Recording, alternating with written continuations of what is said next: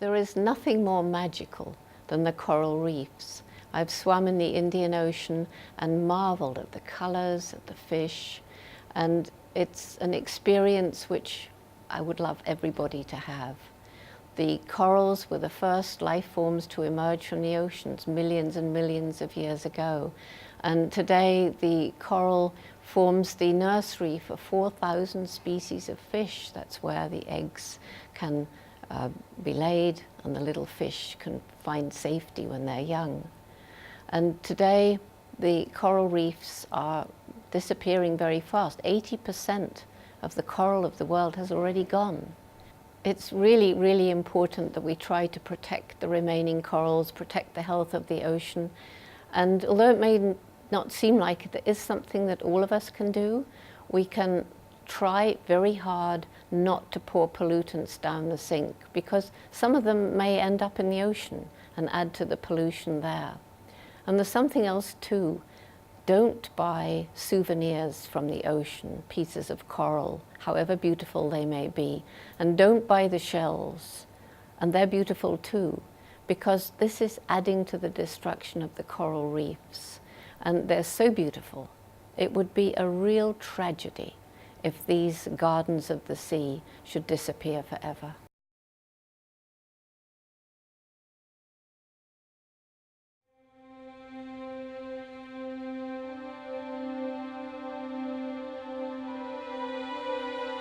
Coral reefs are the nurseries of life, home to over 4,000 species of fish.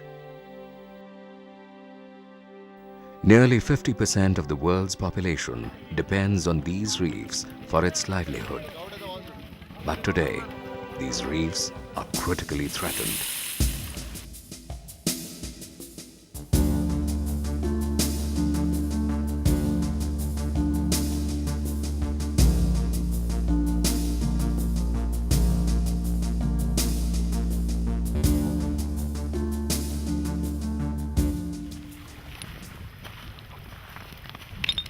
Collecting dead seashells from the shore is an innocent act, but behind this innocence operates a far more insidious crime.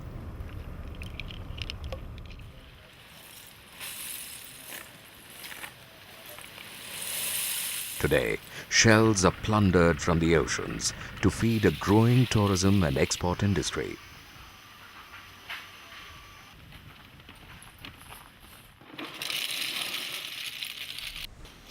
The shells are processed and prepared, killing the animal inside.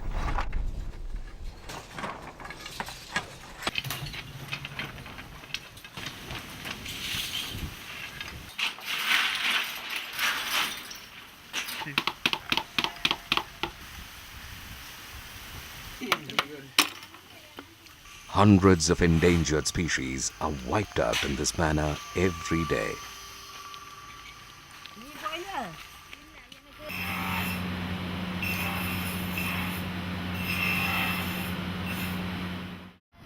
Shells, corals, sea urchins, and other marine products are sold as souvenirs. Tourists buying these souvenirs are not even aware that they are abetting and aiding a serious crime. This invisible crime flourishes all along India's over 8,000-kilometer coastline. In Kanyakumari alone, over 300 shops line the beach. Majority of the shells sold here are illegal. King shells, spider shells, and the rare giant clams are plundered in hundreds from live coral beds.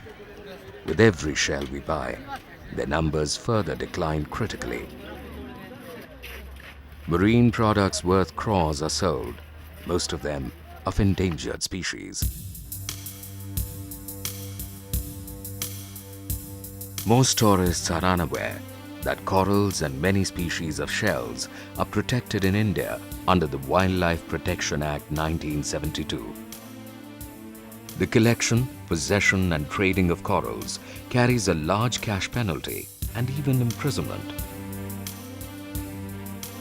To acquire these exotic and beautiful specimens, the fragile coral reefs of the ocean are destroyed.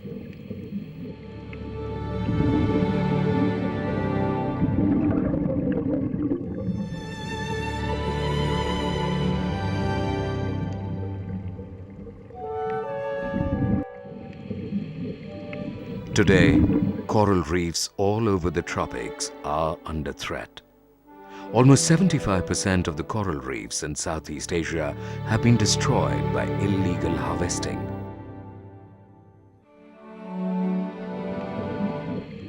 Dynamites are used to stun and collect ornamental fish.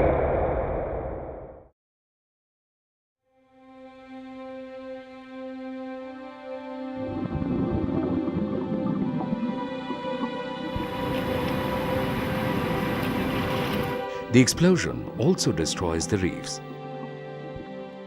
For every fish in an aquarium, 100 have lost their lives to destructive fishing practices.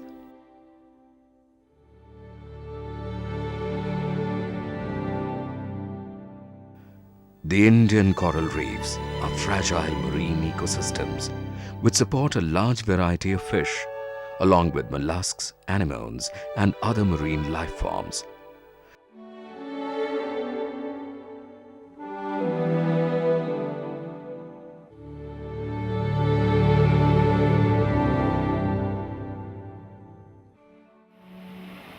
Reefs are also the natural protectors of our coastline. They form a barrier against strong tidal waves.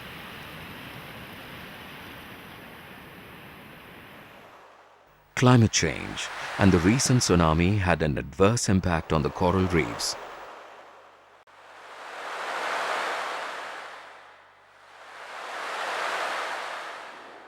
But today, a greater threat haunts these reefs: commercial harvesting.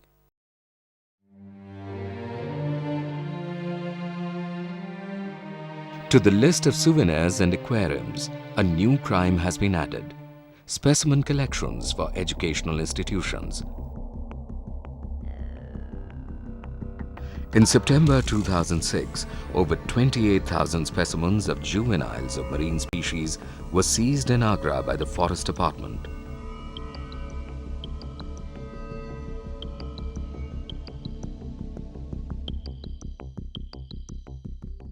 Seahorses, corals, starfish, stingrays, olive ridley turtles, sharks, snakes, sea urchins, and many more were all a part of the trade.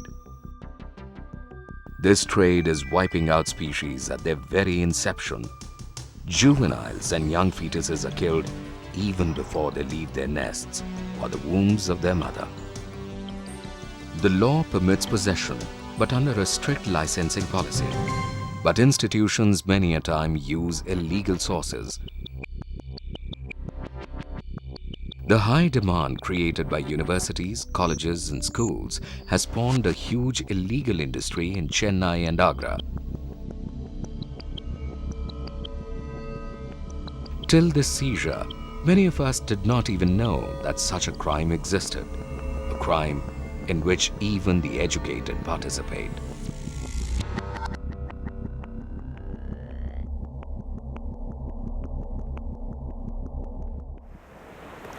Callousness and ignorance lead to another invisible crime. In some islands, when the tide is out and the reefs are exposed, marginalized communities scour the shallow waters for shells and urchins.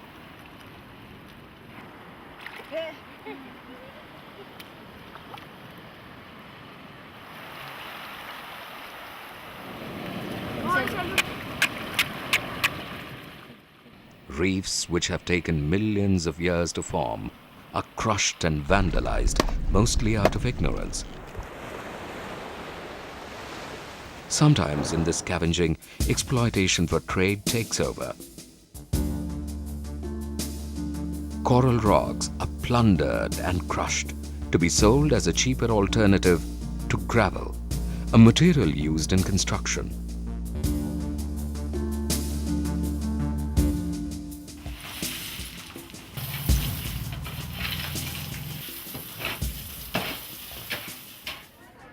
Protection is today an endless task, implementing the law even more difficult than ever before. A recent seizure of a foreign boat by the Indian Coast Guards indicates the extent of economic gains and illegal wildlife trade. The 16 persons arrested had been harvesting reef sharks and sea cucumbers from the coral beds. The risk taken by them must have been worth the value of their catch.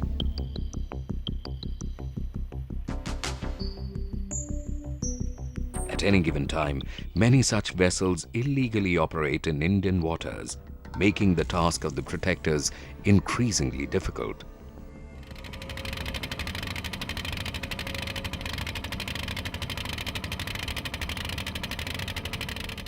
No interventions can be final.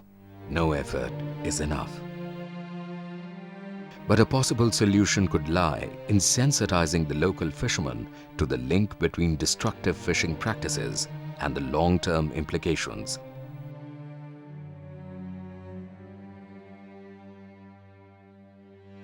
In Lakshadweep Islands, a drastic fall was noticed in tuna fish supply, the main economy of the islands.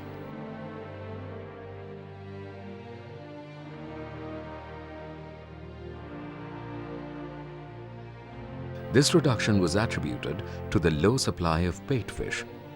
Recent findings reveal that bait fish is in poor supply, especially in areas where the coral reefs are damaged. The Giant Clam Project studies the health of the coral reefs through its most vital indicator species, the giant clam. The project is a joint initiative of Bombay Natural History Society and Lead International, funded by the Darwin Initiative. The giant clam survives if the reefs remain healthy. A healthy reef ensures an abundance of bait fish.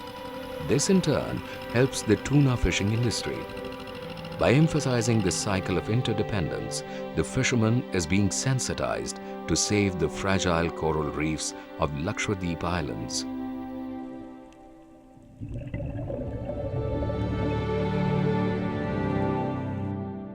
Today, there is an urgent need to understand that we have pushed many species to critical numbers.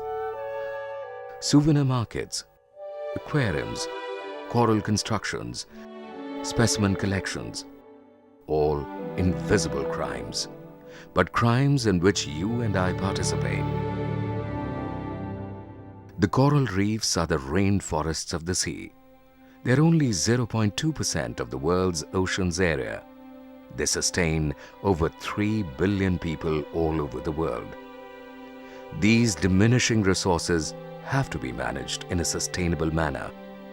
If there is no demand created for endangered marine species, the supply will have to stop.